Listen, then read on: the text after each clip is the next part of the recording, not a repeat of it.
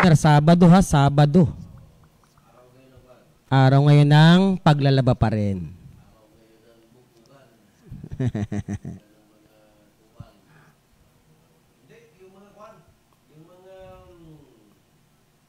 Nagtitipid sa kuryente, walang araw kung kailan maglalaba.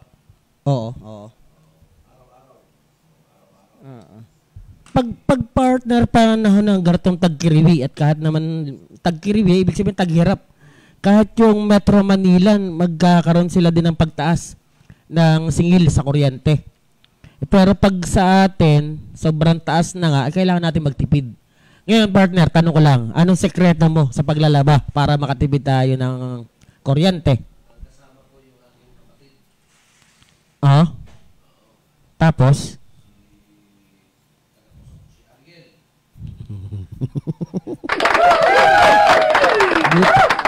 Buti ka pa, may katulong. Si Brad Ariel ba ay ano partner? Oo. Hoy partner ang usapin ngayon sa Senate hindi yung usapin ng dati number 1 at viral, yung kay Goo, pero ngayon partner ang nagiging viral yung awayan nitong si Cayetano at saka nitong si Lourdes Binay. Hindi na nagreklamo siya. Ha? Ang pangalan niya Lourdes na ba tawag yung pangalan niya? Oo. Pangalan daw niya Lourdes. Ay Marites. Ano? Kaya sila gumawa pinalitan ni Cayetano. Ano? Oo. Si Si Lourdes. Lourdes nga, no? Oo. Yun ang matindi. Pinalitan ang pangalan daw si Martes. Partner sa kabila ng paghihirap yung isang bayan ng Pilipino, pero itong mga magnanakaw, magtatayo ng 23 billion na Senate building para daw sa medyo komportable. Pero yung problema ng mga mamamayan, ng mga magsasaka, hindi nakaangkop doon sa pagtatayo. Ano bang meron? Ano ba kailangan pang magpalit ng mga panibagong building? Wala pala akong wala akong mic. Ayun, ulitin natin.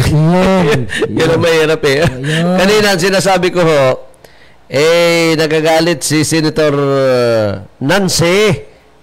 Nancy nga, pero Nancy Lourdes, Nancy. Nancy Binay. Iyahabla daw si Peter Alan Cayetano si 10,000. 10,000. Iyahabla. Hindi, totoo. Sabi iyahabla, totoo. Sabi sa balita. Iyahabla niya si Senator Alan dahil pinalitan daw yung kanyang pangalan. Oo. Ano ba Imbes na Nancy, pinangalanan siyang si Marites. Kasi partner sa Senate, lalo pat mga hearing, may limitasyon. Parang pinahiya mo kasi si yung iyong kaklase sa sa Senado. Pero partner, sabi ko nga kanina, ulitin natin. Yung 23 billion na sabi dati ay 7 billion yung budget. Ngayon ay tumaas ng 23 billion. Yun ang kine-question nitong ni Cayetano at saka nitong si Chis Escudero na ngayon ay Senate President. Pero imagine mo partner may mga ganong bilyong Senate building na itatayo. Samantalang yung mga magsasaka, yung mga tao sa Pilipinas, wala man, hirap na hirap. Pero yun ang pinagbabangayan nila ngayon.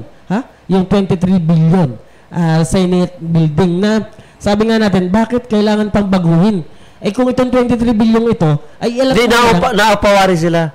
Naupa ang Senado. Sige, sabihin na natin kung naupa man, pero sa panahong itong tagkiriwi at taghirap ang sambayan ng Pilipino at tuloy-tuloy ang paghihirap, sana focus. Partner, sabi mo nga dati, sa ilangan natin, yung mga politiko natin dito, sabi mo nga, dapat ang isang politiko ay focus kung ano ba talaga ang problema ng probinsya. Ganun dapat ang bansa.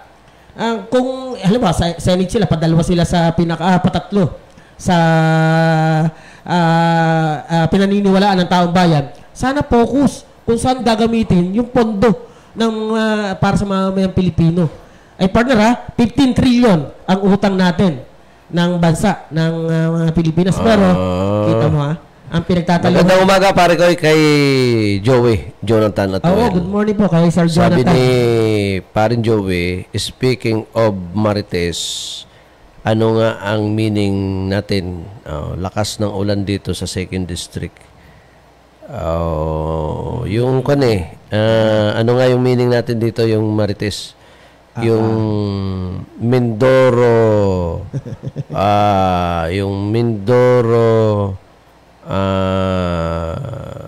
media, Mindoro media. May meaning tayo dito eh. Artist. Basta pinakon mo. Parin Joey ginulo mo utak ko. Hindi, nasabi mo na partner dati. Oo nga. Mindoro artist. And hindi ko na rin alam. Social media, may meaning yan, parin Joey. Ginulo mo ang utak ko para ka na rin yung... Kala ko naman, ang sa akin sana, kung anong meaning ng mare, anong latest? May meaning kami dyan ni parin Joey at well Good morning po, good morning kay Sir Jonathan. Parin Joey, ang ganda-ganda ng gising ko. Ginugulo mo. Sa 2nd District. Morning, good morning. Oo. At... nanonood sa atin si parin Joey at well. Sige, tuloy-tuloy tayo pare ko. Hindi, ang kon dyan, may mga explanation kasi dyan Hindi partner ang kon kasi, priority nila yan Alam mo minsan, kapag ikaw ay elected official, nandun ka lang sa level nung hindi ka naglalabas, hindi mo kinukuha ang damdamin ng bayan. Hindi ka pumupunta sa mga remote area. Kung ano yung level mo, yun na. Katulad dyan sa Senado, nandun lang sila lagi. Hindi nila talaga nakukuha yung damdamin ng mamamayan. Hindi nila alam yung problema sa labas. At karamihan dyan, ang daming pera na dadaan. Although, kasi ganito kasi yan tuwing budget, nung araw kasi may allotment ang bawat congressman, bawat senador. Kunyari, si Congressman Arnan ay sa distrito niya ay mayroong 100 million. Ang senador, bawat isang senador ay may 100 million. I-spread out nila yan sa mga project na gusto nila. Ngayon, hindi na. Dati, bawat department may pondo. Ilabas mo man yan o hindi, may pondo. Ilalabas siya ng department. Kunya, Department of Health, Department of Education. Parang pork barrel din yan. Inalis sa kanila yan yung direkta. Ngayon, ikaw naman, senador, excuse me, pupunta ka ngayon kapag may lumabi, lalabi sa'yo. Meaning, may pupunta na isang tao o isang ahensya naman o isang politiko, sasabihin, sa Oriental Mindoro, kailangan ko magpatayo ng isang school building. Ang gagawin naman, pupunta ngayon sa senador na may committee chairman ng education. Si senator ngayon, ang pupunta ngayon sa Department of Education, sasabihin, si Edman Serra sa Oriental Mindoro, sa ganito, ay bigyan nyo ng 3 classroom. So ngayon, may boses yung sinasabi ni Senator na dapat ang Department of Education o anumang departamento ang magkukusa, i-divide kunyari yung 100 million, i-divide niya kung ilan ang may problema tungkol sa edukasyon, sila ang mag-aatado nito. So ngayon, dahil ikaw ay senador, mas malakas ka, mas may prioridad na mabigyan ka ng proyekto. So ngayon, itong karamihan sa mga senador, kung wala naman nagpupunta sa akin, ay bibigyan ko ng pansin ngayon yung beautification ng aming opisina. Yan na yan. Yan sinasabi niya. Na pinag-aawayan. Parang may iba lang. Pinag-aawayan. So anyway, yan ay yung mga bagay-bagay lamang na binabanggit natin. Kumukurap-kurap ang ating kuryente. Nag-trip. Nagtitrip. Partner, ano yan? Medyo, baka mapupundin na rin. Pero ano yan? Bahagi na lang yung siguro yan ng ano. Bahagi Ng paghina paglakas ng ng kuryente. Yan yung mga bagay-bagay ho, mga kababayan, na nangyayari sa ating bansa. Alas 9:37 po ng umaga. Partner, yun nga yung sinasabi ko, yung regarding dyan sa bagong Senate building na itatayo. Tayo, sabi nga natin, dapat may prioritizasyon, may prioridad. Ano ba talagang dapat unahin na problema? May problema sa bayan ng Pilipino, partner, ha? Ilabas na natin yung climate change at ito naman yung global warming at ito naman yung pandaigdigang problema. Pero yung Pilipinas, tuloy, partner, ha? Tuloy yung inflation, tuloy yung pagmahal ng presyo ng gasolina at next week, tataasan naman ng 1 peso and 50 centavos. Parang sa atin, sa Oriental Mindoro, may problema tayo sa elektrisidad. Pero tingnan mo naman yung ibang mga politiko na tatakbo. Iba, hindi nila puntuhin na ito yung problema, ito yung sapulin natin problema. Hindi dapat doon sa mga problema na may kita ka, may kita yung si ganyan. Hindi ganun eh. Kailangan mo, kung talagang lingkod bayan ka, i-focus mo rin. Nagsisinungaling ka na nga rin lang eh, nag-ano ka na rin lang eh, nangangampanya ka na rin lang. I-focus mo kung ano ba talaga yung mayor na problema ng ating probinsya. Yun, boss. Ibig sabihin, meron kang mali na yung ilaw dyan, parang mga politiko at mga tauhan nila kumukurap-kurap. Pero yung kurap nga, tama yung kurap. Yung kurap sa mata naman talaga eh, no? Parang pag kumindat ka, kurap yun eh. Pag kumindat ka sa middleman. Ang sinasabi mo, pare ko, partner, kailangan yung plataforma de gobyerno nila ay naaayon sa hinaharap. Kinaharap ng mamamayan. Hindi okay lang na mangarap kayo sa yan ng for the long vision. Pero ang mahalaga at maiintindihan at makaka-encourage kayo ng boto kapag yung pangkasalukuyan na problema ng bayan, ng mamamayan, ang inyong ipapangako sa bayan, doon sa mga politiko, doon sa mga baguhan.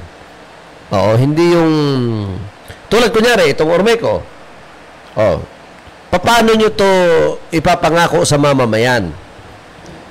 Ipapangako nyo na kung ako ang magiging vice governor, ako ang magiging mayor, ako magiging mayor, pabababain natin, kahit ang board nila doon ay tutulong ako, pangungunahan ko na bumaba ang presyo ng kuryente.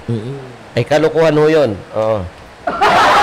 Kalokohan yan. Partner, kahit yung yung mga bukal, may mga committee dyan di ba? Sa energy. Energy and power. Kung sino ang may hawak ng committee sa energy na bukal. Ngayon, wag natin lahat masyadong idatos sa yung problema. Pero, ngayon ba, umiimik ba yung bukal na may hawak ng committee sa energy? Dito ngayon sa ang may hawak dyan, kung hindi ako nagkakamali, si Bukal Alili Kasubuan. Yan. Kumusta Madam Aleli, Bukal Aleli Kasubuan, Tan. Nasa na po? Kayo may hawak pala sa komite. Kung nagkakamali man kami, iwasun nyo kung kami mali.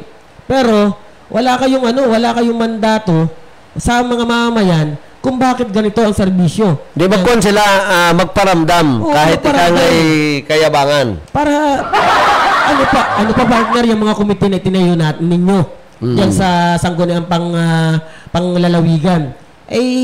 Isipin nyo kaya kayo nakaposisyon dyan at kaya kayo sumusweldo ng 100,000 din ay dahil sa mamamayan. Paramdam kung ano ba talagang komite ang inahawakan nyo. Ang kung dyan, pare ko, kung ikaw yung politiko, lalo na yung... Baka kumiti lang sa festejos, partner. Lalo na yung kaibigan nating abogado na sabi, magtatayo daw ng airport dyan sa Villaflor, sa Puerto Galera. Pag siya raw ay naging vice governor. Halimbawa, partner, yan, transportation. Yung kanyang isang mayor na gusto niya mangyari. Pero hindi, sabi ko nga sa iyo, partner, kailangan focus. Ano ba talaga ang main na problema ng mamamayang Pilipino sa Oriental Mindoro? Kung isasabihin natin ay airport, Sinong komite ngayon sa transportation? Baka pwedeng makijoin kayo doon sa isang politiko na ganun yung kanilang yung kanila yung... Ako yung naniniwala na ang sagot dyan sa Ormecong yan, sa paglubo ng singil, magbigay ng alternatibong hanap buhay, trabaho, hanap buhay, pagkakakitaan, para mabayaran natin yung mga bills natin sa Ormeco. Pero yung sasabihin pabababain, kasi nga may mahabang usapin, kasi ang maliban lang kunyari, ako ang gobernador o si Governor Bons o si Congressman Arnan o yung mga elected official, local government sa Oriental Mindoro o anumang grupo ang sumulat o may position papers sa Senado, sa Kongreso para balangkasin yung pong pagpataw ng singil na sinasagot ng national government, yung pong subsidiya ng gobyerno na inalis ng napukor at ipinasa sa ating mga consumers. Yun dapat may posisyon para mapag-aralan kung paano mapababa. Pero yun, pero wala ang pangako nila katulad ni Joanna Valencia, iba naman ang sinasabi at ni former Congressman RGB. Pero may katuwiran itong si dating governor at dating Congressman RGB kung paano masusolusyonan ang supply ng kuryente. O kasi doon yan sa may isang probinsya na malapit sa Oriental Mindoro, Parikoy, na doon tayo magtatap doon sa isang probinsya papunta rito sa Mindoro, yung para kung hindi kamali, Semirara Island, na sobra-sobra ang kuryente dyan. Dahil sa coal ko, tatawa ba ako? Papunta rito. So, mas bababa ang supply na hindi naman binibigyan ng pansin ng kasalukuyang administrasyon. At may katuwiran naman si Governor Bons Dolor kung bakit. Kanya lang yung mga katuwiran na yan, pag pinagsama-samahan yan para magawa ng paraan. Yung may batagal ng katuwiran. Mangyayari. Sabi pa ni Parin Joey, yung problema natin sa power, isasangguni kay RGB, maraming alam na solusyon siya at mga koneksyon para tumulong sa nararanasan ng mga Mindoreño. Tama ka pa rin, Joey, sinasabi ko nga. Ay, kung ang gawin yung GM ay si RGB. Kahit natin si Sir Jonathan Atwell, baka mas marami pa rin alam ito sa katotohanan na kung bakit papatay-patay ito aram ko kung bakit nagkaganito yung ilaw natin, partner may dalawa ditong sanay na sanay pumasok sa ganyan. Kasi nga, maraang dyan, number one, yung kasunduan ng mga IPP, yung Independent Power Producer, yung may makina na nagsusupply ng kuryente sa Ormeco, minsan hindi na nasusunod. Kasi ang polisiya dyan, isa sa mga problema dyan, baka hindi alam nung mga nagagalit sa Ormeco, yung ilan sa mga Independent Power Producer partner, kunyari ang kasunduan ay magpo-produce sila ng 1,000, kunyari lang 1,000 watts na supply ng kuryente sa Ormeco. Yan ay may reserve sa MOA, may reserve ka na kunyari ay magiging, ang supply mo, kumbaga, ang bibiliin sa iyo ng Ormeco is 1,000, pero dapat ang makina mo ay magpo-produce ng 1,300 something. So, may allowance ka, kaya kunyari 1,500. Yung 500, yan yung pag nagkaroon ng shortage, kunyari, kasi hindi lang naman isang company ang mayroon sa Ormeco, pag nagkulang ng supply, yung allowance, kunyari, tatlong company ang nagsusupply sa Ormeco, yung isang company yon ay nasira ang makina, sasaluhin noong isang company, gagamitin nila yung reserva na 500. Ang problema ngayon, nandun yun sa MUA, magtatayo ang kanilang supplier na walang reserba. Kaya pag nagkaroon ng nag-tripping, ika nga, nagkaroon ng problema, nagkaroon ng shortage, o may nasirang makina, wala ngayong reserba. Kung baga sa sasakyan, may reserba kang gulong. Pag na-flat ka, meron kang ipapalit. Habang ikay nagpapabulganize. So ngayon, wala yan. Wala yung... hindi naman siguro lahat. May mga ilang kumpanya dyan na walang reserba. Na ayon sa kasunduan, mayroon. Ngayon, bakit tuloy-tuloy ang pagsusupply nila ng kuryente sa Ormeco na hindi sila sumusunod doon sa kasunduan? Kailangan, automatic, iti-terminate mo. At tumanap ka ng panibagong player. So, yan ang problema ho dyan. Yan ho isa sa mga problema. Hindi nangyayari. Kaya kapag overuse, hindi yun ang problema natin. Walang reserba. Partner nung time ng El Nino, nung tag-init problema yung pagkaubos nga daw nung dahil sa matinding gamit ng consumer. Pero ngayon tag-ulan na partner ano naman ang problema ngayon? Kasi ganoon partner kahit sa NCR yung pagkaubos ng supply dahil overuse yung consumer. Sa Mindoro, ganun din. Sige, pumayag natin tayo sa ganung setup. Pero tagulan na ngayon. At ang tao ay naglimita sa paggamit natin. Lumalabig na nga ang panahon. Pero, sabi nga natin, madali namang paliwanag partner kung bakit pero kailangan natin ng win-win solution sa problema natin. Kasi una, humihina na yung turismo natin. Yung papatay-patay ng kuryente. Kailangan naalalaman ni Governor nito Hindi, alam yan ni Governor. Kasi yung wala lang siyang... Yung mga business establishment, lalo pa yung mga kailangan gumamit ng electrification, nagsasara na partner. Kailangan yun. Hindi po... Madaling ipaliwanag yan. Yung garto, binibili natin. May tripping na nagaganap. Kung ano. Pero, gobernador tayo, lingkod bayan tayo, inaasahan tayo ng taong bayan na paano solusyonan itong electrification. Dati kasi dyan sa Ormeco yung mga nagtitripping dyan, yung mga nagtitrip dyan dati. Nahuli na. Nahuli na? Okay. Hindi, nagkaroon dyan ng Hindi, yung tripping partner. Hindi, nagkaroon dyan ng random drug test. Yung mga nagtitrip dyan Partner, speaking of ang tataas ng sweldo partner dyan ng ilang mga may mga engineer partner akong na-monitor dyan na nagtitrip. Hindi naman, aywan ko kung nagtitrip. Pero ang ginagawa lang niya, on at off. Pero partner big time ang sweldo. Pero ganun lang ang niya. Sabi ko nga, tinapos mo yung pagiging engineer, pero ganyan lang ang gagawin mo. On at off. Parang malaki naman ang kita. Noong isang episode ko dun sa Pulso ng Pilipino, bahagya akong natalakay yung viral sa media, sa social media, yung diskarte o diploma. Diskarte o diploma. Kasi isa sa mga pinag-uusapan, sabi ng iba, kay diskarte.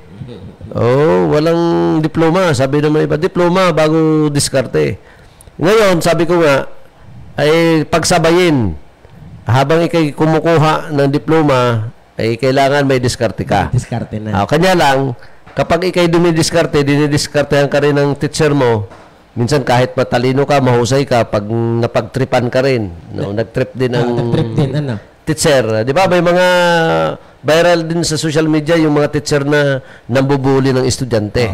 May mga pet tapos, ang haba-haba na ng panahon natin, ako nga, hanggang ngayon, hindi ko na mabilang ilang taon pa ang bubunuin ng college ko. Gawa nung K-12. Partner, dapat ako. Nag-college na rin ako Ngayon, ang pag nirebisa mo, nung naging secretary ng Department of Education, yung babagong upo, minsan ang kinana, hindi yung kana, Hindi. Kinana. Oh. Sino ba dati yan?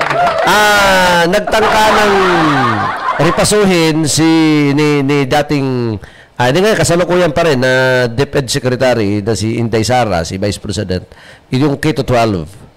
At maraming mga magulang, even yung mga teacher, may mga guro na aayaw na rin talaga.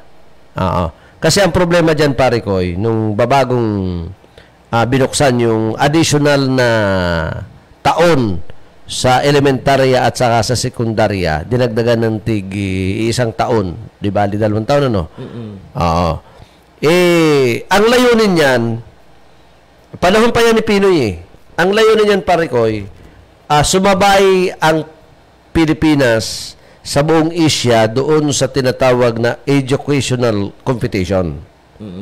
Kasi ang bansang Pilipinas is kulilat. Hindi ko lang alam kung pang ilan ng ranking ng Pilipinas pagdating sa edukasyon.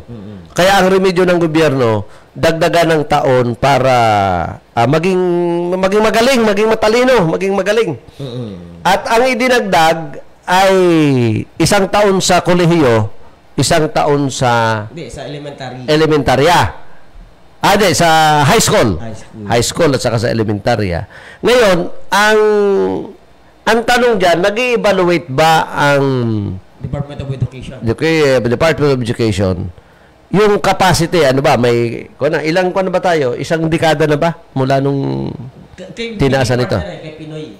Kaya Pangulong Noynoy Aquino. May epekto ba, may positive effect ba yung pagdagdag ng mga taon sa larangan ng edukasyon doon sa sinasabing educational competition sa buong Asia?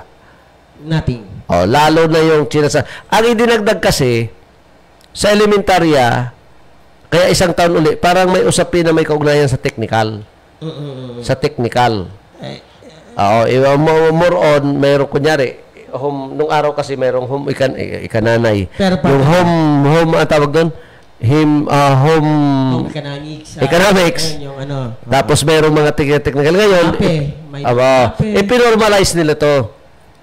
Ang problema, kapag ikaw ay tapos na ng K-12, hindi ka naman tatanggapin sa yun lang yung teamwork ng local na pagawaan at saka ng gobyerno ay wala. Dapat sinabayan nila ng isang mandato, isang batas siguro. Partner, good morning kay Sir Joey Antonio at saka kay Elma Chokson. Good morning po sa inyo. Pero to si Sir Joey, may paliwanag yan Antonio. Sir Joey Antonio. Yung edukasyon, yung pagdadagdag ng K-12, ang sabi nga niya, ay parang exploitation lang yan sa kabataan. Yan, Kasi, imagine mo, tapos ka ng K-12. Sabi ng gobyerno, pwede na daw magtrabaho. Pero, pagdating mo ng opisina, nakasarado ang pinto. Dahil, ang hinahanap pa nila, college graduate. Yan ang sinasabi ko, dapat, dinagdagan yung teamwork ng Labor Department, yung mga pagawaan, yung mga empleyado, dinagdagan ng batas ngayon na yung mga graduate ng K-12 ay pwede nang magtrabaho doon sa pangangailangan nila ng mga trabante ng laborer. Ay hindi nga partner. Hindi nga So, diloloko nila ang sambayan ng Pilipino. Pero ang maganda nito, pare ko, partner. Pangulong Marcos, yung K-12, sabi niya ay di epektibo, riripasuhin. Riripasuhin. Pag ito ang mangyayari, mas maganda. Sabi sa balita, mga kababayan, pinagutos si Pangulong Ferdinand Marcos Jr. kay incoming Education Secretary Sani Angara na muling pag-aralan ang K-12 program.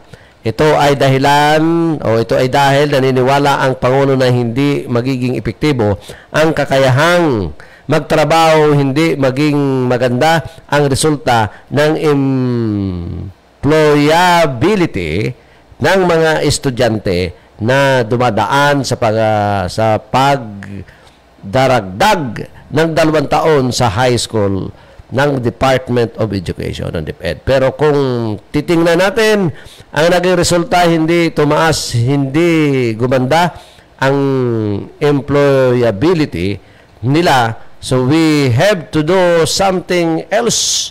Kaya we were examining things like mini courses, 3 to 6 months o 1 year short courses para sa mga specialty ayon kay Marcos.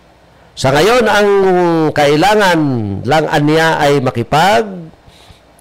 ugnayan sa pribadong sektor para mabigyan ng garantiya ng supply ng skilled workers. So tinitiyak namin na paglalabas na may magagandang pag-asa, magandang magtatrabaho, if not directly already to an industry employer, pahayag pa ng Pangulo. Inatasan din ng Pangulo si Angara na tutukan ang resulta ng mga estudyante na International Objectives Test, lalo na sa STEM subject dahil dito bumagsak ang Pilipinas. Matatandaan na isa si Angara sa mga may akda ng nagsulong ng batas ng Quito 12. Ayun. Isa pala siya sa mga proponent nito. Si incoming secretary. Principal author din yan si Senator Angara. Pero so, sana, partner, mapag-aralan talaga. At maripaso itong Quito 12 meto. At lalo pa, ito si Maria Siren Asadera Clerigo ay nanonood sa atin. Galit na galit din ito sa Quito 12. Kasi yung kapatid niya na bunso, sa halip nga naman na college na or kasi siya rin yung nagtutustos at yung sumusuporta sa kanyang kapatid, sobrang bumagal, partner bumagal at yung edukasyon. Tapos pinasok pa nga tayo ng nitong pandemic. Talagang parang ang kabataan ngayon ay partner, yung sufficiency nung edukasyon. Bagsak tayo, partner, sa reading comprehension. Bagsak ang kabataan natin sa math. Bagsak sa science. Ano tayo, kulelat yung bansang Pilipinas sa buong mundo. Sa usapin ng reading comprehension, partner, bagsak tayo. Kasi nga, dapat nga, kasi may kwan yan may dalawang nakikita ko na positibo na kung mahaba ang taon ng yung pag-aaral at ang positibo niyan, siyempre, kung medyo talagang magaling ka, ay di mas lalo kang mahasa.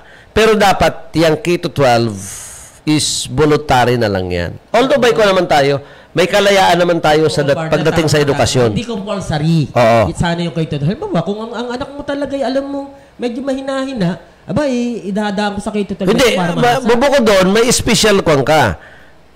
Katulad ng TESDA. Diba? Ang TESDA ay mayroong mga programa na may kaugnayan sa related pa rin sa edukasyon pero usaping technical. So may choice ka ngayon. Kung kunyari ako, si Edmond Serra ay mahina sa academics, kunyari sa ibang bagay. At ako'y mahilig magkuting-kuting-ting, lalo sa mga magagandang kuting-tingin. Kukuting-tingin. Parin Joey ay mahilig magkuting-ting. Ng sasakyan. Ng sasakyan. Ay i-enroll ko ngayon o kaya mag-i-enroll ako ngayon sa TESDA. Si parang Lino din natin, partner. Mahilig din magkuting-ting yan. Mahilig magkuting-ting yan. Ng sasakyan. May kaugnayan sa mga technical. Kunyari ay ako ay mahilig maghalo-halo ng simento. Ang tawag diyan ay masonry. Ayan. Carpenter. So may programa naman na ganyan ang TESDA. Kanya lang, ba't mo isasali dyan sa mga Quito 12 na yan? Yun ang pinupuntos natin dito. Anyway. Partner, yung parang ganito Tapos ka ng Quito 12, sabi ng gobyerno, pwede na mag-apply ng trabaho kahit pa hindi na college Pagdating mo doon sa isang employer mo, tapos po ako ng Quito 12. Wala kang course na tapos ka ng Quito 12, STEM, sabi. Kailangan mo mag-TESDA. Para din yung partner may mga ganun yung mga tinatawag doon mga NC1, NC2. NC1, NC2. At saka yung mga papuntang abroad. Lahat na nag-a-abroad ngayon. Kailangan. At a working visa ang inyong papunta sa inyong kailangan mag-TESDA ka. Partner, tama.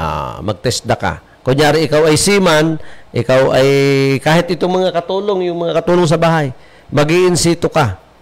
Pag wala kang in situ na tinatawag, hindi ka pa makakaalis ng bansa. Oo. Ngayon, may ikon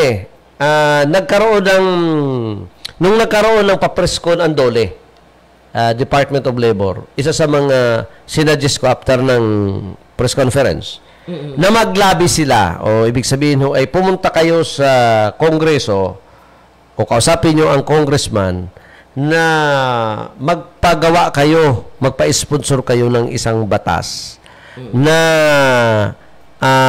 kasi may discrimination pa rin pag graduate high school graduate ka, sa pag-apply ng trabaho, ang laging requirements, karamihan, is college graduate. And then, pleasing personality, maganda ka, gwapo ka, fluent ka sa mga salita kung anong salita. Ang mabigat dyan, pare koy, with experience. Hindi naman anong magaling. Newly graduate ka, hahanapan ka ng experience. Pag wala kang experience, wala. Hindi ka natatanggapin. Parang partner kukuha po ako ng valid ID. Nasaan ang ID mo? Ayan nga. Sa PSA. Kukuha ka ng national ID, hingan ka pa ng ID. Diba? Diba? Ay, mabuti kung ewan ko lang. Si paring Omar, ikaw pare, ewan ko lang. Kung pagdating sa chicks, mas gusto mo ligawan yung bang may experience o walang experience? Mas maganda na yung wala. Mas maganda yung wala? Oo, para alam mong may direction. Ayos na yan. Ngayon ko lang nalaman kasi ako... ikaw na lang ang magdireho. Gusto ko may experience na Kasi... Pag walang experience... Partner yung kilala ko yung alam ko magaling ka sa ganyan, mechanic. Hindi, kapag wala kasing experience, ang isang babae, mahihirapan ka. Paano mo tututuruan maglaba? Paano mo tututuruan partner, basic yan. Basic. Oo.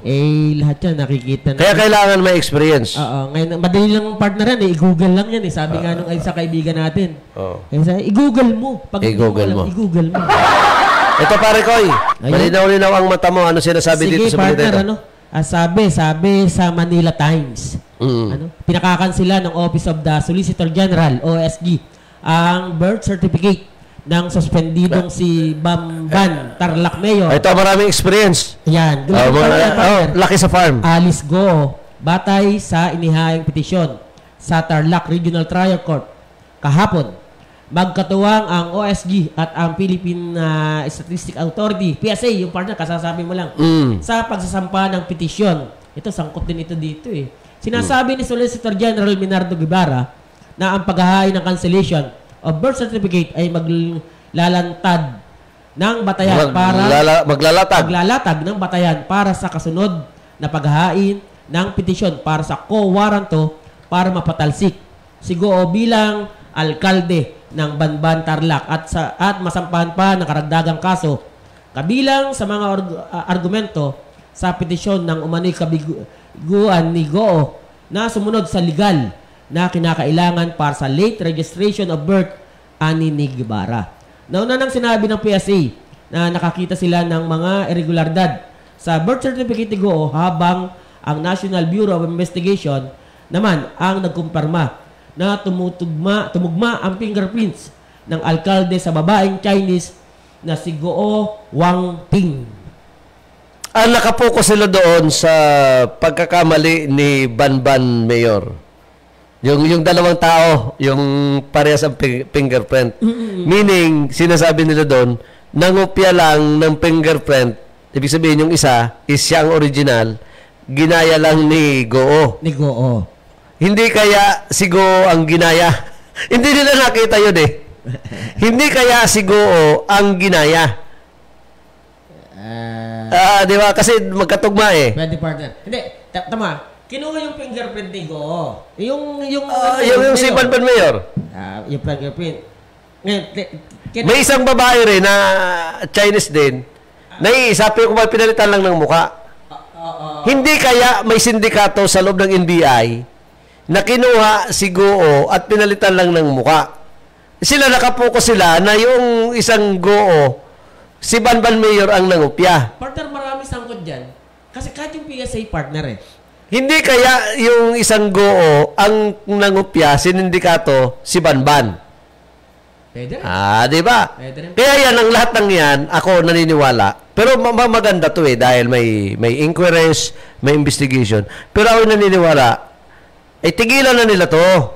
I-file na nila sa korte. Hindi, yun ang nga partner yung kasunod tapos, ang nakakaiyamot din sa issue nitong si GOO. Partner, kinukuhang star witness. Kahit na Senator Gatchalian. Star witness for what? May kasalanan na nga para magturo pa ng kung sino man yung malalaking tao. Pero nandiyan na ngayon ang NBI. Ituturo ako si GOO. Ituturo ko na ang PSA ay may ganito. Oo. Ang ganito ay may ganyan. Hindi naman siguro gagawin.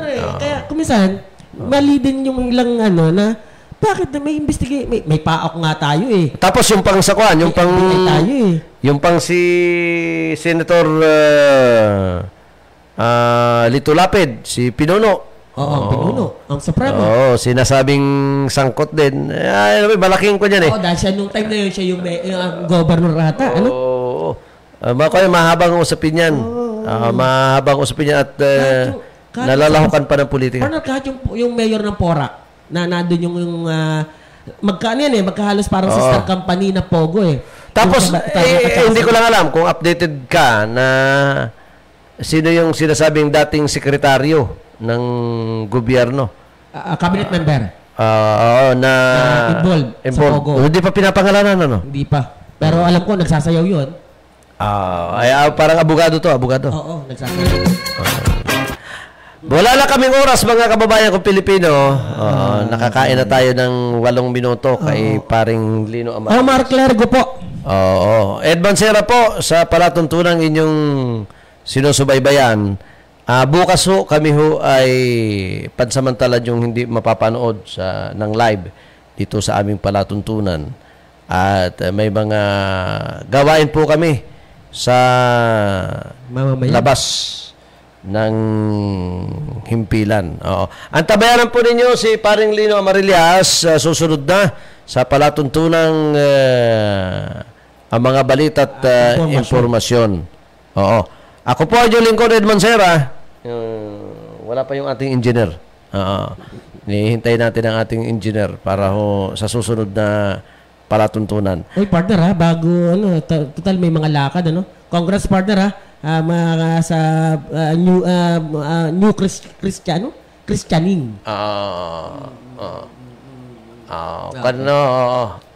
Sa isa nating kaibigan.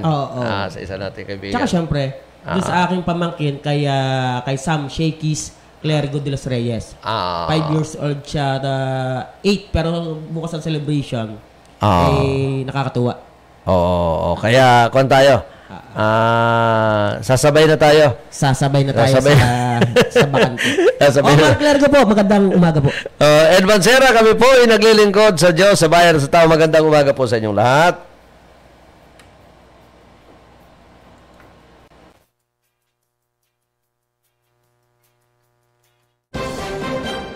Luzon, Visayas at Mindanao, MI-Before na papanahon sa makabagong teknolohiya sa larangan ng online radio saan mang bahagi ng mundo pinapanood, pinakikinggan. Mindoro Internet Broadcast. Mindoro Internet Broadcast.